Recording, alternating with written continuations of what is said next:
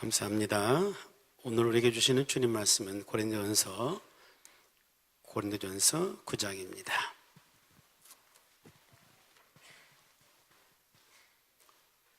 고린도전서 9장 16절부터서 23절까지 말씀입니다.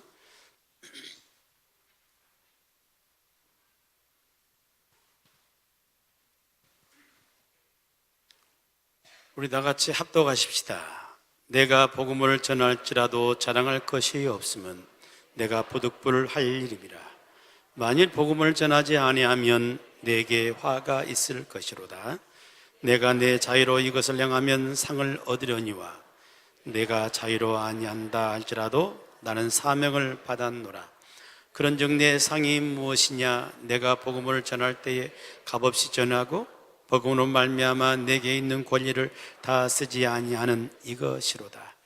내가 모든 사람에게서 자유나 스스로 모든 사람에게 종이 된 것은 더 많은 사람을 얻고자 함이라. 유대인들에게 내가 유대인과 같이 된 것은 유대인들을 얻고자 함이요, 율법 아래에 있는 자들에게는 내가 율법 아래에 있지 아니하나 율법 아래에 있는 자 같이 된 것은 율법 아래에 있는 자들을 얻고자 함이요, 율법 없는 자에게는 내가 하나님께는 율법 없는 자가 아니요 도리어 그리스도의 율법 아래에 있는 자이나 율법 없는 자와 같이 된 것은 율법 없는 자들을 얻고자 함이라. 약한 자들에게 내가 약한 자와 같이 된 것은 약한 자들을 얻고자 함이요, 내가 여러 사람에게 여러 모습이 된 것은 아무쪼록 몇 사람이라도 구원하고자 함이니 내가 복음을 위하여 모든 것을 행함은 복음에 참여하고자 함이라. 아멘. 아멘.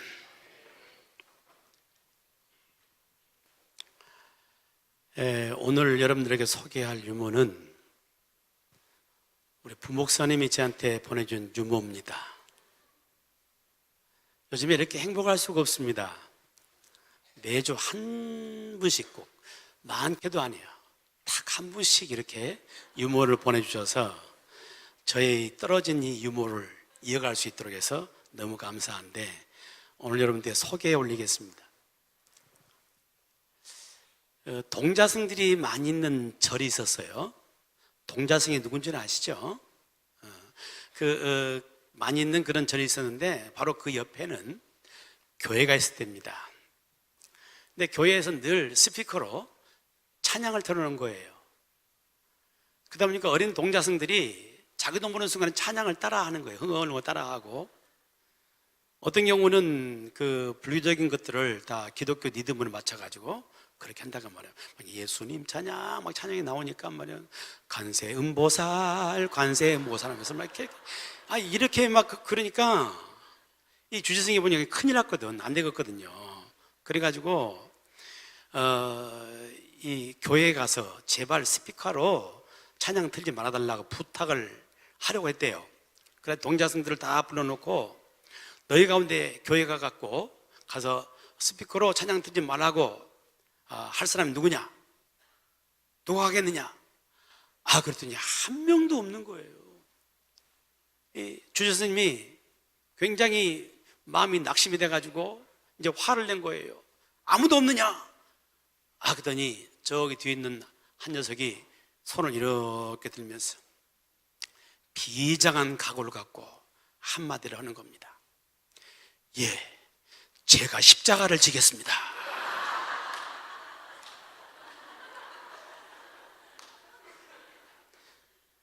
동자승의 입에서 나오는 이야기예요. 여러분, 이 동자승들이 찬양을 알고 십자가를 아는 것은 아마 교회에서 스피커로 찬양을 틀어놨던 그 찬양의 열매가 아닌가 하는 생각을 해봅니다. 여러분, 지금 우리는 이 가을을 맞이하고 있는데 이 가을은 열매의 계절입니다. 아멘. 열매의 계절이에요. 우리 집 안에 열매들이 많이 가득 있습니다. 들녘에도 또 산에도 또 집안 뜰에도 열매들이 굉장히 많이 있어요. 우리 교회 뜰 안에도 열매가 있습니다. 보이시나요, 여러분? 어떤 열매가 있어요? 감도 있고 또 뭣도 있어요? 피칸. 저 호두나무가 아닌 피칸나무예요. 귀한 나무입니다. 아주 그 피칸 열매도 있고 열매가 있어요. 근데 우리 교회에 있는 피칸 열매도 귀하고 감도 굉장히 귀한 거예요. 왜 귀하냐 하면은 농약을 한 번도 안 했거든요.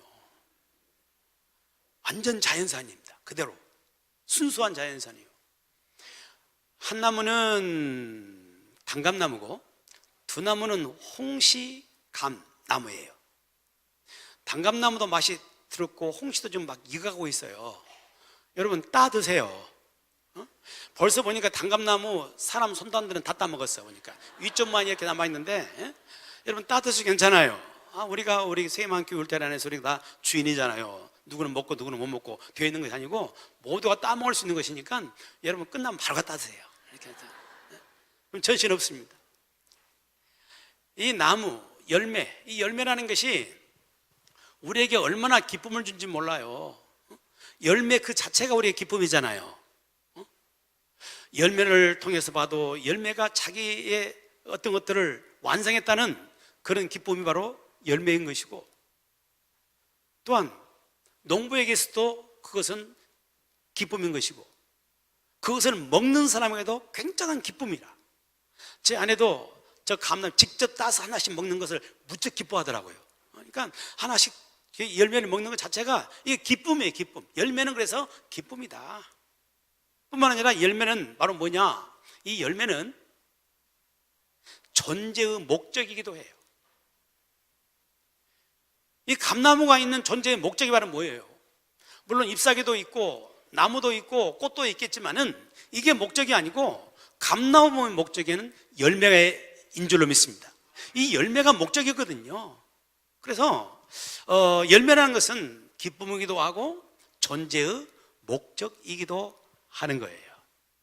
이 가을을 지나가면서 자연을 통해 주시는 주님의 음성이 있습니다. 자연을 통해 주시는 주님의 음성을 들을 수 있는 귀가 있기를 축복하고 그 음성을 듣고 살기를 축복합니다. 이 가을에 자연을 통해서 주님께서 어떤 음성을 주십니까? 너희에게 열매가 있느냐? 이 가을에 풍성한 열매를 먹으면서 기뻐하고 있는데, 풍성한 열매를 만끽하고 있는데 과연 너희에게는 열매가 있느냐? 이 주님의 음성이 들려올 수 있기를 축복하고, 그리고 주님 앞에 우리가 기도했기를 축복합니다. 이 가을의 기도 주여 저에게도 열매 맺게 하여 주옵소서. 이런 기도가 우리 가운데 있어지기를 축원합니다. 에브라함 링컨이 남긴 유명한 말이 있습니다. 사람이 나이 40이 되면 뭘 책임지라고요? 자기 얼굴에 책임을 져라고요. 얼굴에 책임져라. 이런 이야기를 남겼습니다. 40이 되면 자기 얼굴에 책임져라. 무슨 이야기예요? 40년이라는 세월을 살아도 보게 되면은 40년이라는 세월의 열매가 어디로 나타나요? 얼굴로 나타나는 거예요. 늘 짜증내며 살고, 늘 분노 속에 살아가고, 늘 완고하고 고집스러운 그런 삶을 살게 되면 그것이 얼굴로 그대로 드러나요. 늘 감사하며 살고 기뻐하며 살고 너그러운 마음으로 살아가고, 이렇게 살아갈 때 역시 얼굴에 드러나는 것입니다. 그래서 40이 지나게 되면 자기 얼굴에 책임을 져라는 거예요. 이 젊을 때는요, 얼굴이 예쁜 사람도 있고 좀 덜 예쁜 사람도 있죠. 안 예쁜 사람도 있고. 그건 나올 때 그렇게 나오는데 어찌 갈 거예요?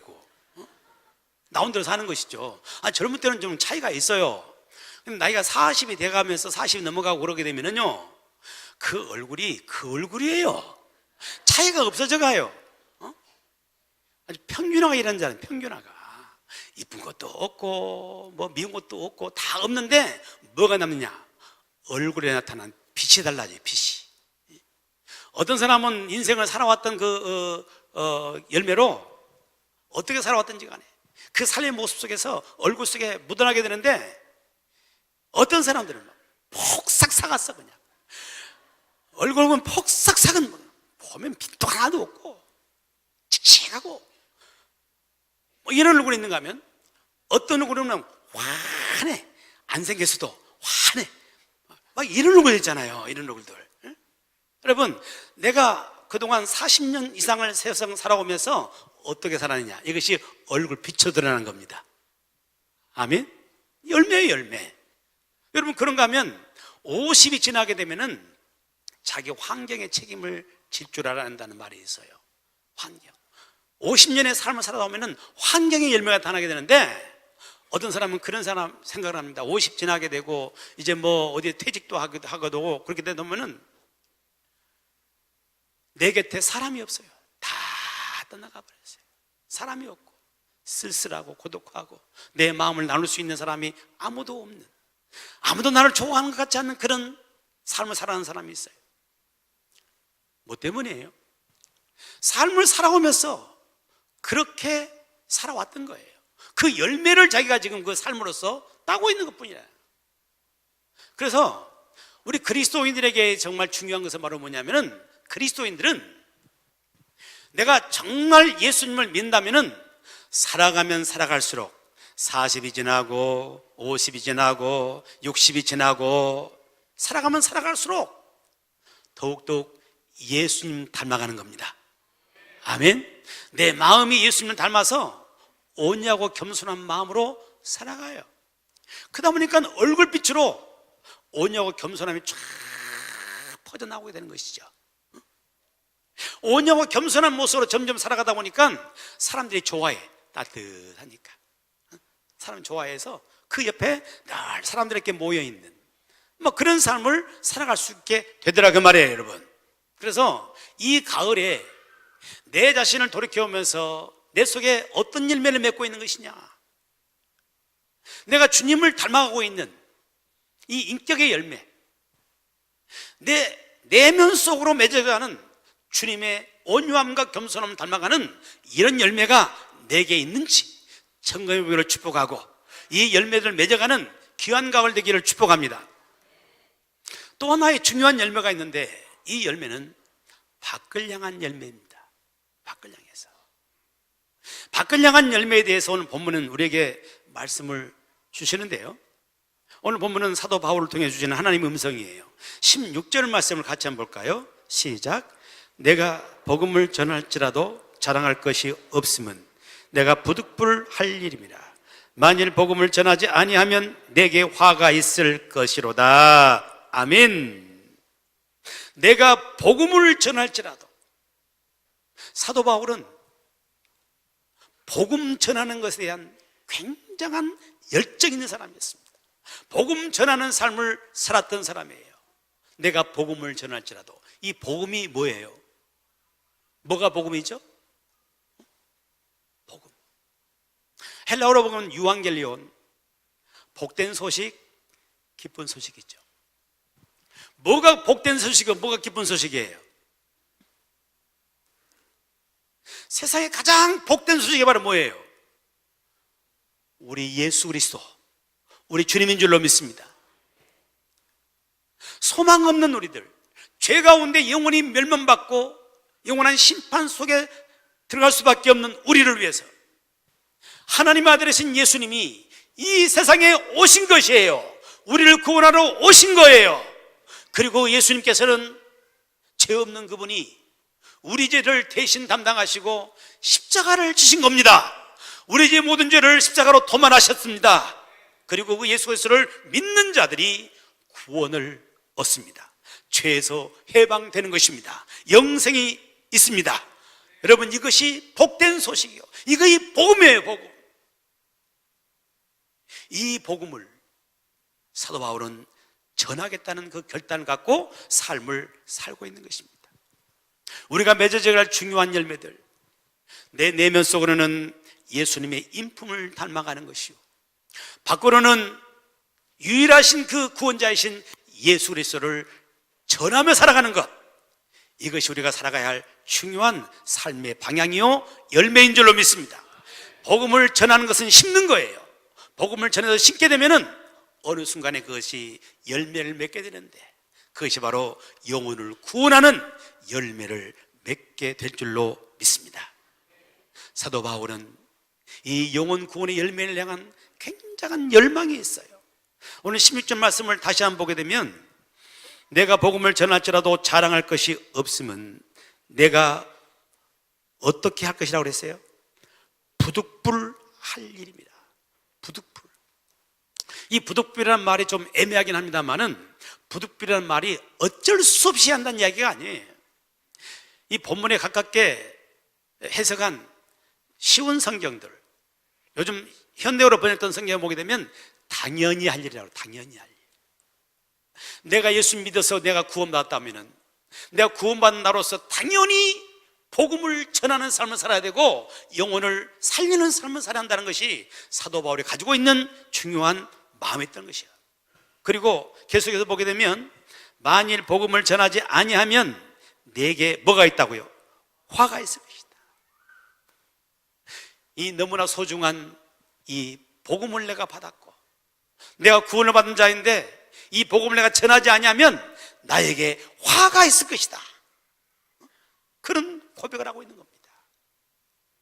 여러분, 이 말씀을 이렇게 보면서 우리에게 이렇게 좀 겹쳐져 오는 한 장면이 있지 않습니까? 이 말씀 보게 되면 열왕기하에 보게 되면 아람 나라의 군대가 사마리아 성을 완전히 포위를 합니다. 그래서 사마리아 성에 살고 있는 사람들이 먹을 것이 없으니까 그 안에서 점점 양식이 떨어져 가게 되고 그래서 비참한 모습을 갖고 있습니다. 먹을 것 자체가 폭등을 해요. 나중에 그거 떨어집니다. 그러니까 오늘은 이 집 자식을, 내일은 저 집 자식을 서로 나눠 먹는 이런 비극적인 현장이 되고 말아요. 그런데 그때 그 사마리아 성에 살던 4명의 나환자가 있었습니다. 이판사판이다.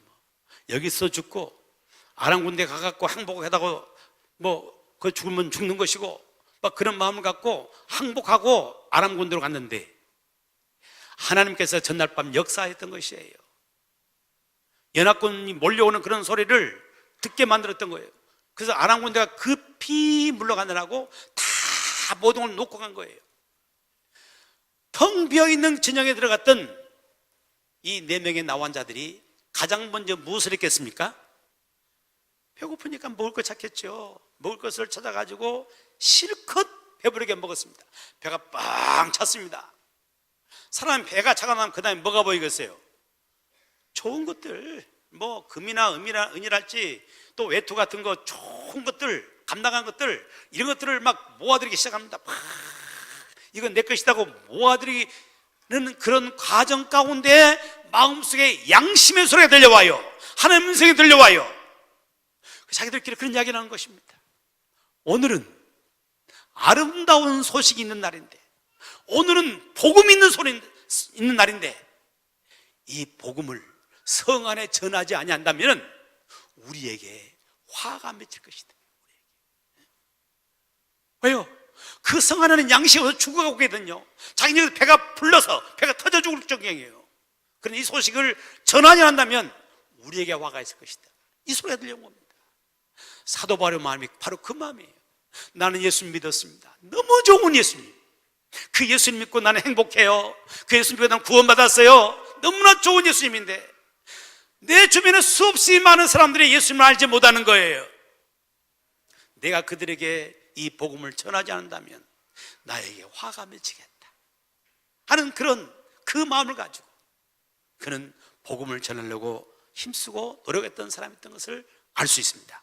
오늘 말씀 속에 계속해서 보게 되면 이 바울이 얼마나 최선을 다해서 복음을 전했는지 알 수 있는 대목에 나오는데 19절 가서 볼까요? 19절 보면은 함께 봅시다.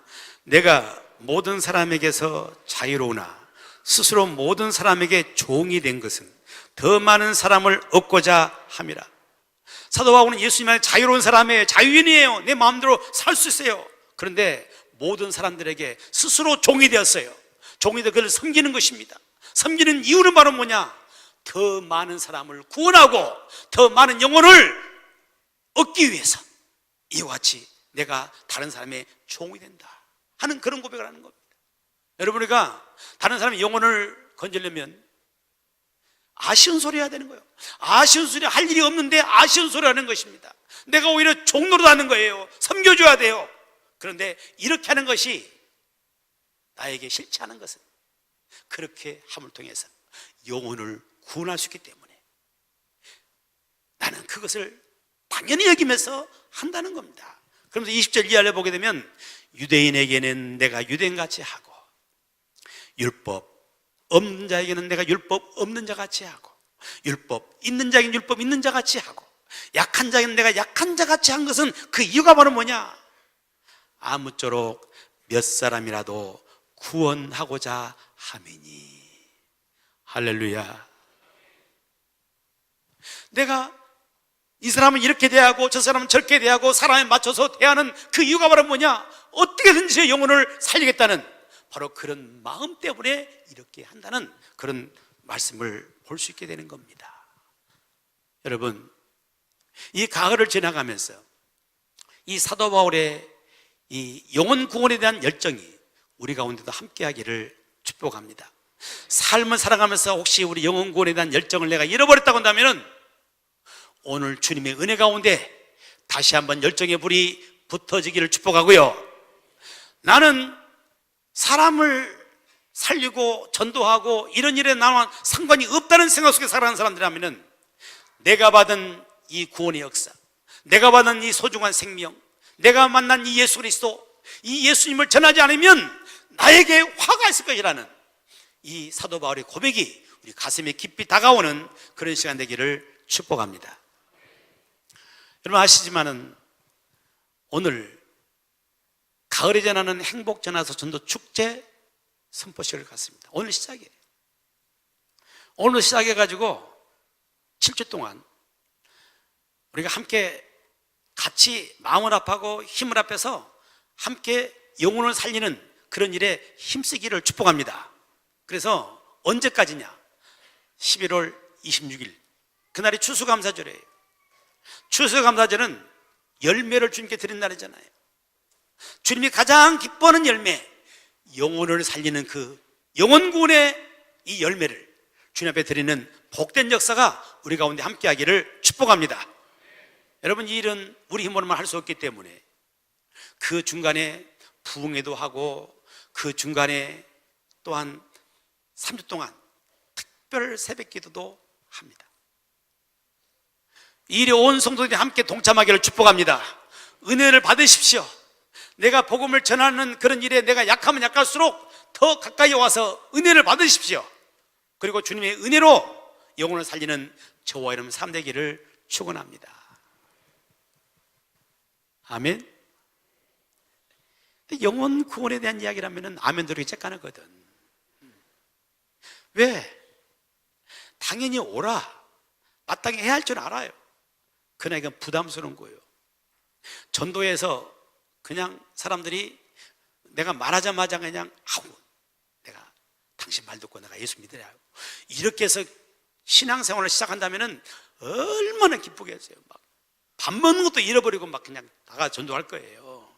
근데 우리가 전도하는 현장은 안 그렇잖아요. 전도하게 되면 그만내라고 그러고, 아무리 전도해도 나올 둥 말 둥 꼭 사람을 마음을 그렇게 막 녹이는 사람이 있거든요. 애를 태워 애간장을 태워가지고 나올 듯 말 듯 안 나오면 속 상하고 말이죠. 막 이런 일들이 이렇게 많이 생기잖아요. 복음 전하는 게 참 쉽지 않아. 그래서 우리가 부담이 되는 면도에 있어요. 근데 저는 여러분들 감히 말합니다. 여러분, 복음을 전한 일은 쉬운 겁니다. 아멘 하는 거 봐야 돼. 복음 전하는 건 쉬운 거예요. 일단 아무 대놓고 봐요. 복음 전하는 건 쉬운 거예요. 왜요? 어렵다고 생각한 이유가 바로 뭐냐? 내가 다 하려니까 어려운 거예요. 나는 다만 전하면 됩니다. 나는 내가 만난 예수님을 전하면 되는 거예요. 전하면 나머지는 성령께서 하십니다. 우리는 그것을 기대하는 거예요. 그 어떤 신학교에서 졸업반이 되어지게 되면은 한 명씩 돌아가면서 설교를 이렇게 매주 했대요. 근데 한 전도사님이 교회 사역도 하면서 신학교를 다니고 있는데 이 전도사님 차례가 된 거예요. 근데 교회 사역이 너무 바쁘다 보니까 설교 준비를 못하고 어쩔 수 없이 단이 올라온 거예요. 여러분 이 단에 서보십시오. 그냥 말씀에 막 그냥 입을 열어 가르쳐 가사대 하듯이 입만 열면 막 말씀이 나오는 거 그 자리가 그거 아니거든요. 캄캄한 거야 진짜 캄캄. 그랬더니 이 전도사님이 그 함께 모여있는 다른 신학생을 향해서 그런 말 하더랍니다. 여러분 내가 지금 무슨 설교할 줄 여러분 아십니까? 형님들은 뭐라고 했겠어요? 몰라요 그랬어요. 사실은요 나도 몰라요 하고 내려가세요. 교수님분이 괘씸하거든요. 다음 주 또 해라 또 시킨 거예요. 그 다음 주도 교회 사기 너무 바빠가지고 여기 준비는 못하고 또 올라왔어요. 올라와가지고 또다시 같은 질문을 한 겁니다. 여러분 내가 무슨 말씀을 전할지 여러분 아십니까? 지난주에 모른다고 했더니 내려가 봤잖아요. 이번엔 반대로 말한다. 반대로 알아요 그랬더니 이번엔 전사님 그러는 거예요. 다 아는 걸 굳이 뭐되게 설교를 합니까? 하고 내려간 거예요. 이 교수님이 생각하니까 정말 괘씸하거든. 한 번 더 해라. 그래 그 다음 주가 됐는데 역시 또 준비를 못하고 올라온 거예요. 그리고 전에 했던 말 똑같이 여러분 내가 오늘 무슨 설교할지 아십니까? 그랬더니 이제는 회중들이 알잖아요 그것을. 그래서 절반은 안다는 사람도 있고 절반은 모르겠다는 사람도 있고 막 그런 거예요. 그러니까 이 전도사님이 한마디 하고 딱 내려가세요. 뭐라고 말했냐면 그러면 안 사람이 모르는 사람 가르쳐 주십시오. 그런 거예요. 전도가 뭐냐? 아는 사람이 모르는 사람에게 가르치는 겁니다. 예수님은 나의 구원자라고요. 예수 믿어야 한다고요. 오직 예수님만이 우리 소망이라고요. 알려주는 거예요 이것이. 우리는 예수님 만났잖아요. 안 만나셨어요? 예수님 만났잖아요. 예수님을 알잖아요. 우리는 예수님을 경험했습니다. 그분이 얼마나 좋으신 분이고 그분 없이는 안 된다는 것을 우리는 알고 있습니다. 내가 만난 예수님을 전해주는 것, 전해주는 거예요. 믿고 안 믿고는 성령의 역사예요. 전해주는 것, 이것이 바로 전도인 것입니다.